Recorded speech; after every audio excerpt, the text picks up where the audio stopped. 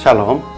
Hari ini kita akan renungkan kitab Yakobus pasal 2. Teksnya ayat 1 sampai 13 dan sudah dibagi dua paragraf. Paragraf yang pertama ayat 1 sampai 9. Janganlah membeda-bedakan karena kaya atau miskin. Paragraf yang kedua ayat 10 sampai 13. Mengabaikan satu bagian dari hukum Taurat itu bersalah terhadap seluruh hukum. Kesimpulannya, menurut Yakobus, tetap ada membeda-bedakan di dalam gereja mula-mulanya. Biasanya mereka membeda-bedakan orang kaya dan orang miskin.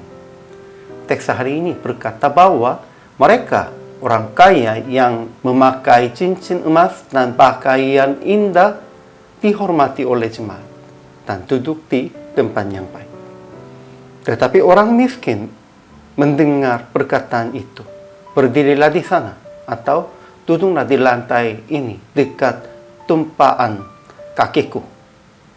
Itu mengabaikan salah satu hukum Taurat dan berarti bahwa bersalah terhadap seluruh hukum.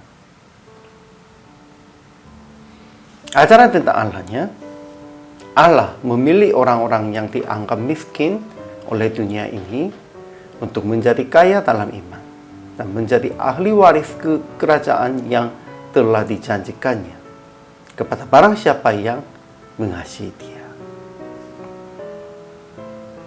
Ajaran tentang manusianya, pertama, orang yang beriman kepada Yesus Kristus tidak boleh amalkan dengan memandang muka, dengan kekayaan, penampilan, dan apapun.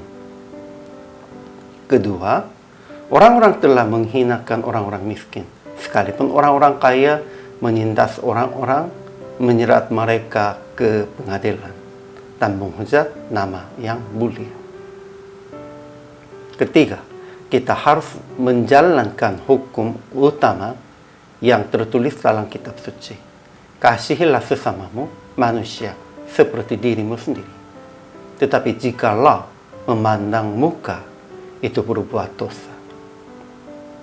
Keempat, barang siapa menuruti seluruh hukum itu, tetapi mengabaikan satu bagian daripadanya, itu bersalah terhadap seluruhnya.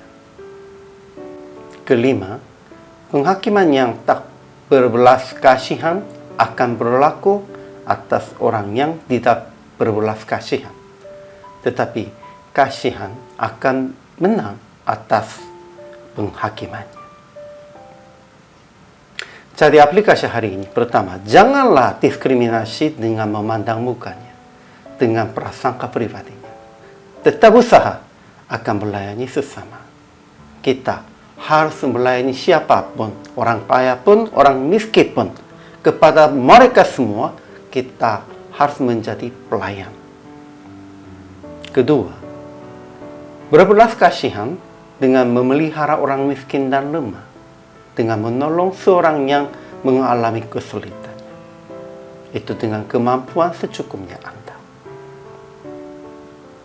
Jadi akhirnya, praktik hari ini, berkatalah dan berlakulah seperti orang-orang yang akan dihakimi oleh hukum yang memerdekakan orang dengan berjaga mulut dan dengan melakukan kasih sesuai dengan hukum Tuhan.